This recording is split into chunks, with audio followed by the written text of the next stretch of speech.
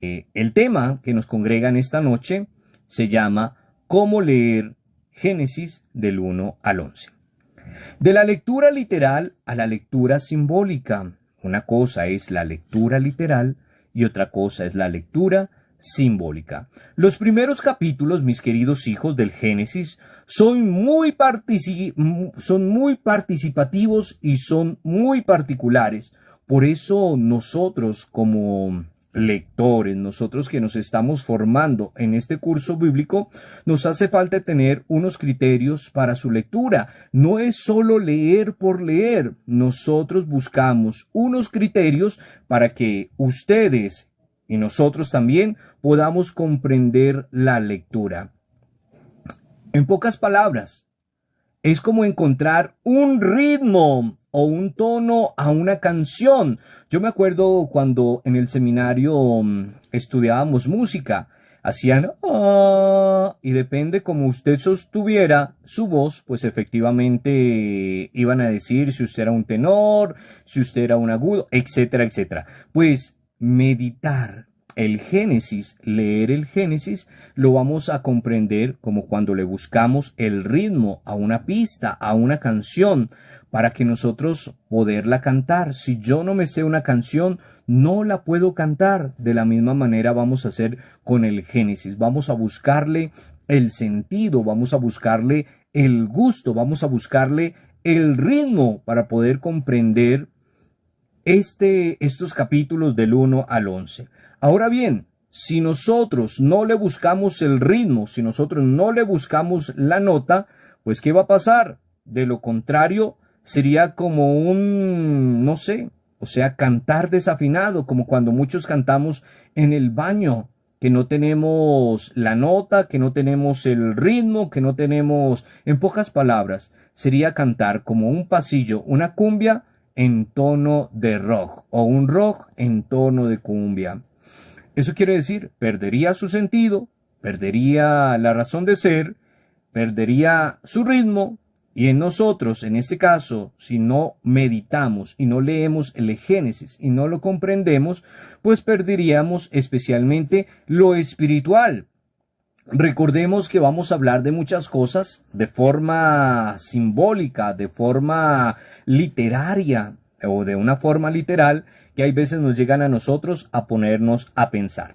Ahora, nosotros podemos encontrar tres tipos de lectura del Génesis, que es lo que nosotros vamos a ir comprendiendo.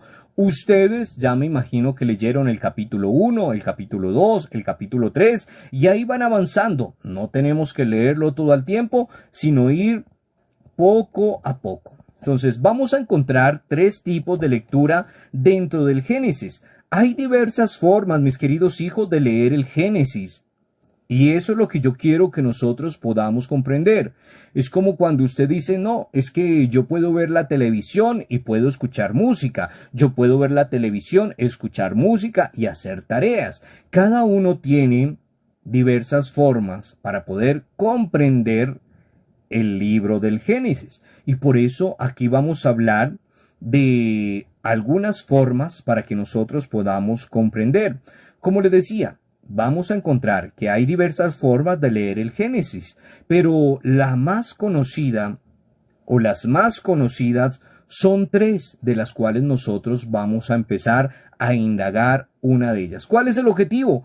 Que ustedes tomen una para su vida de esas tres que vayamos a hablar y sobre ellas empiecen a leer el Génesis. Las dos primeras podríamos decir que son equivocadas porque vamos a conocer y nos vamos a quedar con una tercera que sería la verdadera. Y hay personas que lo leen de esa manera, lo leen, lo interpretan equivocadamente. Entonces, vamos a hablar de tres. Una es la verdadera y dos son equivocadas, pero cada uno sabrá si la manera que lo está haciendo, que lo está meditando en la actualidad es la equivocada o es la verdadera. La primera, ¿cuál sería, mis queridos hijos? Es una lectura de interpretación al pie de la letra. Es una lectura de interpretación al pie de la letra. En pocas palabras, si lo resumimos, es lo que leí Eso es y nada más. Hablamos que directamente cuando nosotros leemos al pie de la letra, esto es literalismo, o sea, literal. ¿Cómo es? Así, sin iluminación, dejamos al Espíritu a un lado, no lo invocamos para que Él nos ilumine. Esto es literalismo, como decía, que mata al Espíritu. Y hay algunas personas, mis queridos hijos, que cuando leen los primeros capítulos del Génesis, interpretan al pie de la letra lo que dice el texto, como si todo lo escrito fuera historia, como si todo lo escrito hubiese pasado en el momento. Ahora, la creación del mundo en 7 días. ¿Quién no ha leído esa parte de la creación del mundo en 7 días? Y uno queda como, wow, qué maravilloso. Y lo leemos así, y todo el mundo se lo sabe. El primer día hizo esto, el segundo día hizo aquello, el tercer día hizo aquello, el cuarto día hizo esto. Y nos quedamos ahí, literal. O sea, nos quedamos como si fuera historia. El hombre hecho de barro, el árbol del conocimiento del bien y del mal, etcétera, etcétera. Y cada uno sabemos las historias. Cada uno sabemos qué pasó en la creación, cada uno sabemos qué pasó con Adán y Eva, cada uno sabemos qué pasó con Caín y Abel, cada uno sabemos qué pasó con la Torre de Babel. Y ahí nos quedamos, con lo literal, con lo literal. Y ahí decimos, es que gracias por nosotros, gracias a Adán y Eva, estamos en el pecado. Y caemos en una trampa, mis queridos hijos, cuando nosotros meditamos de forma literal el Evangelio. Caemos en una trampa porque enseguida nos surge a cada uno de nosotros muchas preguntas sin respuestas. Y por eso cuando nos hacemos las preguntas, nosotros quedamos... Oiga, ¿y dónde encontramos la respuesta? ¿Dónde encontramos la respuesta? Una de las preguntas podría ser, ¿y dónde nació la humanidad? Si Adán y Eva tuvieron solo a Caín y Abel. Y esas son algunas de las preguntas que nos hacen a veces. ¿Dónde nació la humanidad si solo Adán y Eva tuvo a Caín y Abel? ¿Acaso Caín tuvo relaciones con su propia madre? Y hay preguntas que nosotros hacemos. ¿Acaso Caín y Abel tuvo relaciones con su propia madre para continuar con la humanidad? Y hay cosas que nosotros nos podemos preguntar. Incluso, mis queridos hijos, encontramos contradicciones en la misma Biblia. Ay, ¿cómo así que la Biblia tiene contradicciones? Luego eso no es la palabra de Dios. Recordemos, Antiguo Testamento y Nuevo Testamento. Ya habíamos visto cómo fue que se recapituló, se recogió toda la información para plasmarla. Pero sabemos que la Sagrada Escritura también encontramos algunas contradicciones. Por ejemplo, si nosotros nos vamos al Génesis capítulo 1, versículo 26 al 27, dice que el ser humano es el último ser creado por Dios. Es el último ser creado por Dios en el 6º día. Pero en la página siguiente, en el Génesis 2, capítulo 7, se dice que el hombre es el primer ser creado. Entonces, mis queridos hijos, o fue el último ser creado o fue el primer ser creado. Eso quiere decir que la Sagrada Escritura se contradice. Y eso hay que tenerlo presente, pero hay que saber directamente el contexto histórico. Ahora, mis queridos hijos, ¿la Biblia se contradice? Es una pregunta que nosotros nos podemos hacer. ¿La Biblia se contradice? Más de uno, al verse enredado en estas falsas lecturas, porque son falsas a veces con nuestro pensamiento, abandona la Biblia como si fuera un libro de cuentos anticuados. Y hay muchas personas que cuando empezamos a estudiar la Sagrada Escritura, hay veces nos alejamos del estudio bíblico. No, entonces, por eso lo que les decía hace días anteriores, cuando les decía, ¿cuál es el primer mandamiento? Que una señora me escribió, no, yo me quedo con lo que me han dicho, yo me quedo con lo que sé, no quiero. pero no sabemos lo importante que es la escucha, lo importante que es la comprensión. Entonces, recordemos, mis queridos hijos, lo que estábamos diciendo en el momento, que estamos viendo 3 formas para poder leer el Génesis, y esa es la primera. La segunda es una lectura como si fuera un trabajo científico. Hay personas que leen la Sagrada Escritura como si fuera un trabajo científico. Entonces, esto dice, esto pasó y listo. Esa sería otra lectura falsa del Génesis. Es que nosotros queramos releer y sacar de allí datos científicos, oponiendo la verdad de la Biblia a lo que la ciencia moderna afirma. Nosotros sabemos que está la teoría de la creación a nivel de la ciencia y está la teoría de la creación a nivel de lo espiritual, a nivel de lo religioso. La ciencia nos dice que el mundo fue creado por una explosión y nosotros sabemos en fe que nosotros venimos directamente de la creación. Por ejemplo, mis queridos hijos, la Biblia dice que el ser humano surge por creación inmediata en el 6º día. Y ya sabemos cómo fue que dice la Sagrada Escritura, de dónde surge directamente la creación de la humanidad. En cambio, mis queridos hijos, la ciencia afirma que el ser humano es fruto de la evolución de millones de años. Sabemos entonces que el mono, que el Homo sapiens, que el Homo erectus, y hay veces le digo, oiga, entonces si de ahí venimos, o sea que usted nace siendo mico y empieza a evolucionar. Y ahí es donde nosotros empezamos a indagar, pero nosotros no podemos leer el Génesis, mis queridos hijos, como un método científico, como un método de investigación. Entonces, ¿a quién hay que creer? ¿A la ciencia o a la creación? ¿Creemos a la ciencia que nosotros venimos de la evolución o creemos lo que dice la Sagrada Escritura? ¿A quién debemos de creer?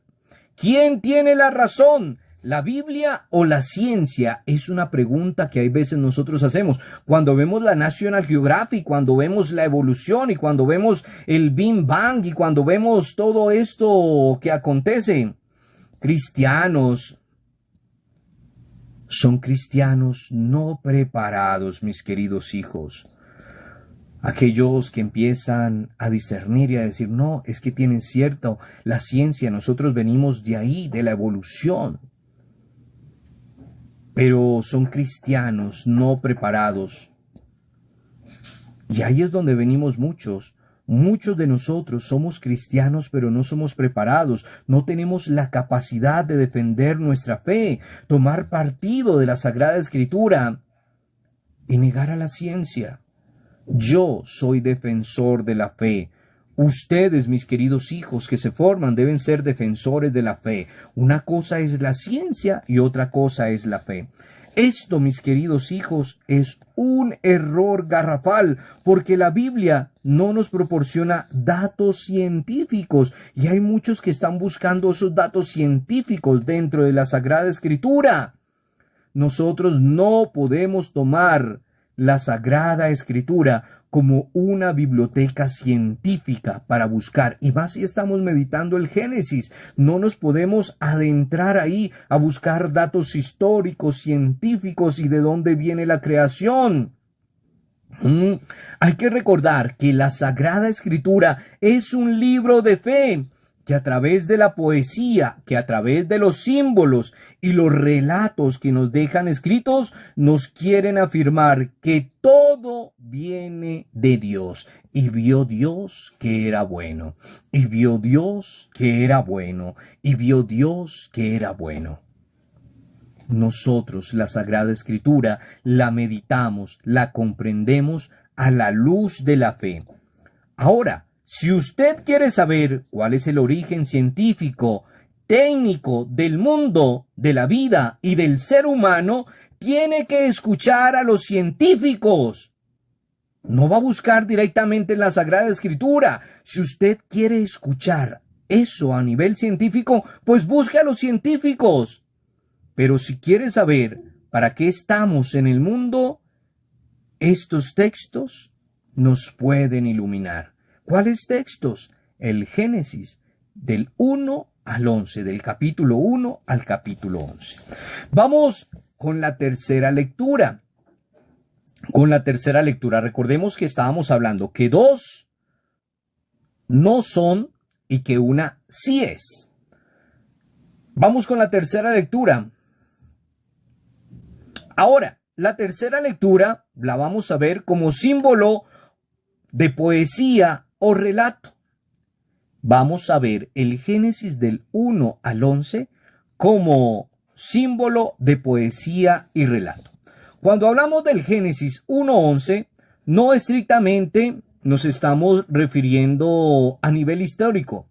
El Génesis 1:11 no es estrictamente histórico para que nosotros lo podamos comprender. No podemos sacar de sus páginas lugares, fechas y datos científicos concretos porque sus autores no buscaban ofrecer ese tipo de información. Si nosotros estamos buscando fechas, por eso cuando hablábamos de este panorama de los años 1800 antes de Cristo, son fechas no tan exactas, pero que sí nos llevan a encontrar ese caminar. Entonces nosotros aquí, con esa lectura de símbolos o simbólica, no podemos estar buscando fechas exactas ni relatos exactos.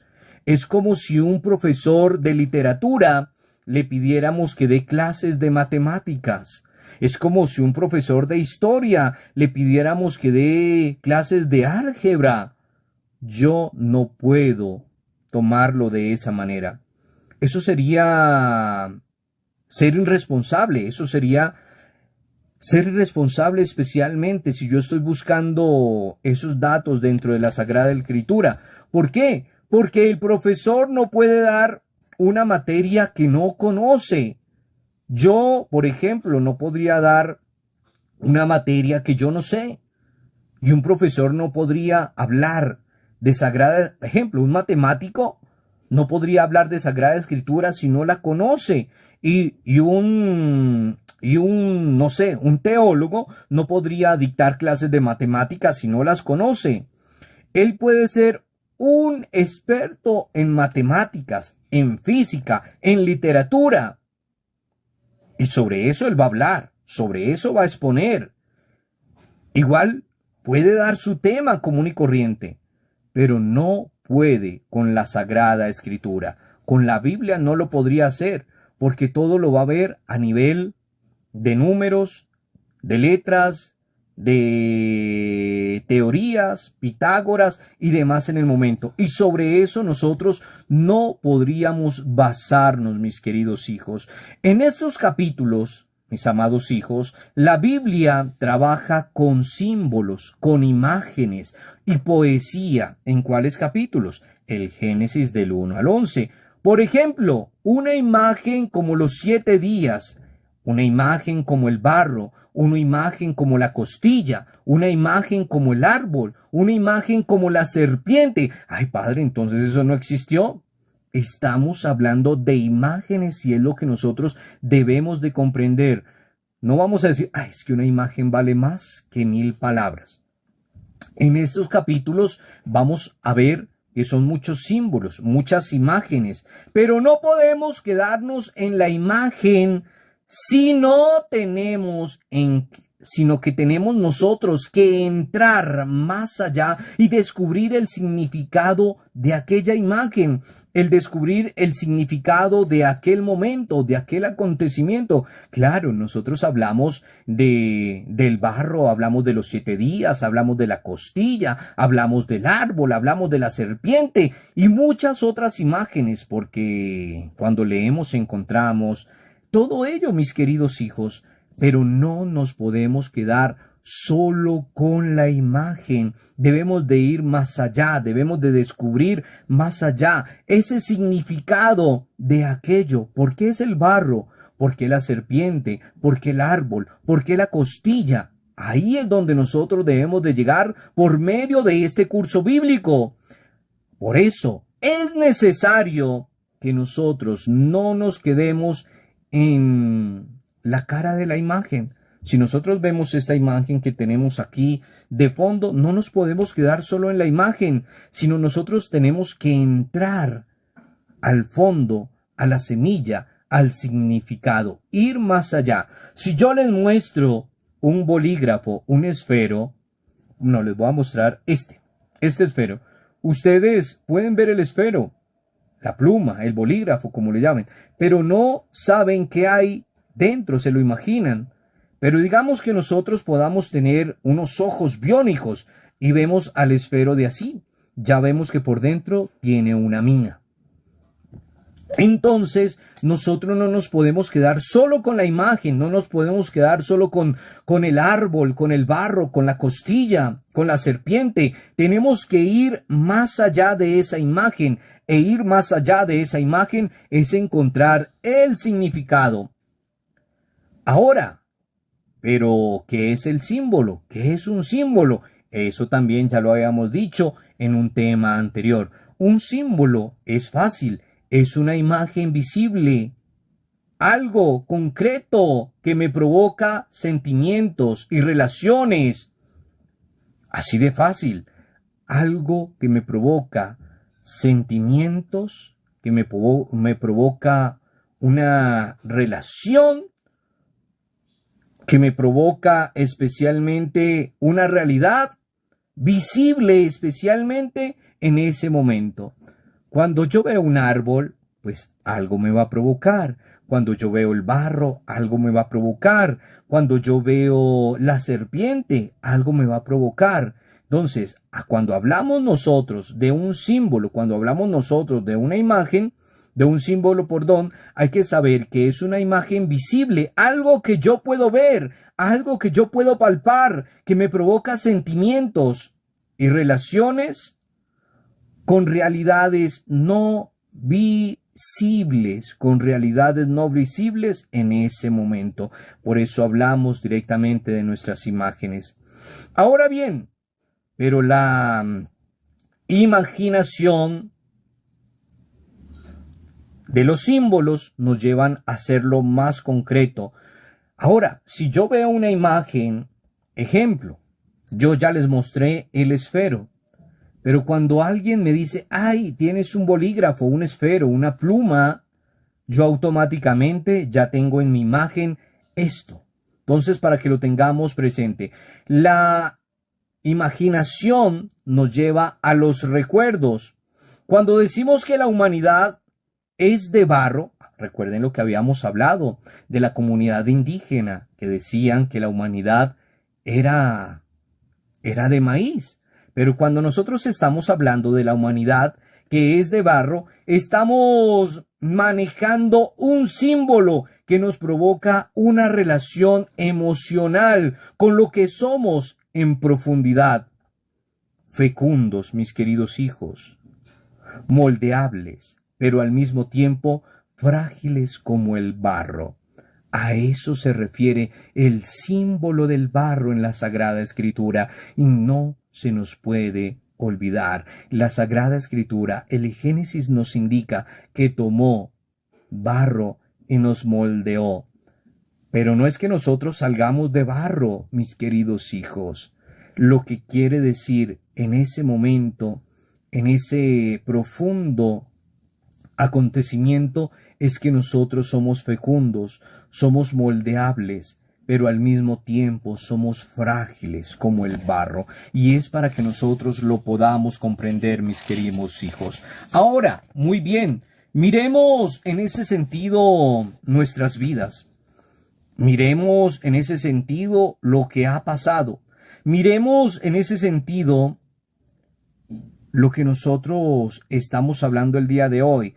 Ahora bien, nosotros podríamos decir en el momento, ¿qué tipo de lectura, 1, 2 o 3, se hace de estos capítulos del Génesis?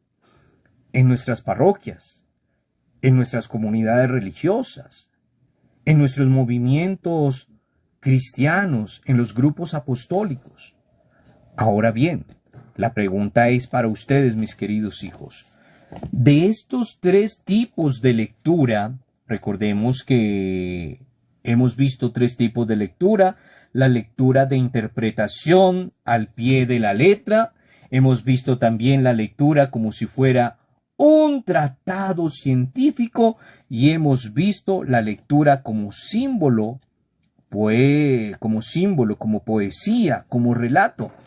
Y cada uno de nosotros hoy se tendría que preguntar, de esas tres tipos de lectura, ¿cuál es el que yo estoy usando? ¿Cuál es el que yo estoy llevando a la realidad? ¿Cuál es el que yo estoy viviendo? Y por eso nos podríamos quedar con cuál es el verdadero, mis queridos hijos. ¿El primero, el segundo o el tercero? La lectura de interpretación al pie de la letra, la lectura como si fuera un tratado científico o la lectura como símbolo poético de este relato. Y ahí es donde nosotros debemos de empezar a interpretar y escoger precisamente el tercero. A eso es donde nosotros vamos a llegar a comprender. Nosotros debemos de meditar, de leer el Génesis del 1 al 11 como símbolo de poesía, como símbolo de relato, y que esas imágenes, pues no debemos de quedarnos solo con la imagen, sino ir más allá, ir más al fondo, para que nosotros podamos comprender, De lo contrario, estaremos perdidos, mis queridos hijos. Entonces, para que lo tengamos muy presente y para que nosotros lo pongamos en práctica. Gloria al Padre, al Hijo y al Espíritu Santo, como era en un principio, ahora y siempre, por los siglos de los siglos. Amén. Gloria al Padre, al Hijo y al Espíritu Santo, como era en un principio, ahora y siempre, por los siglos de los siglos. Amén. Gloria al Padre, al Hijo y al Espíritu Santo,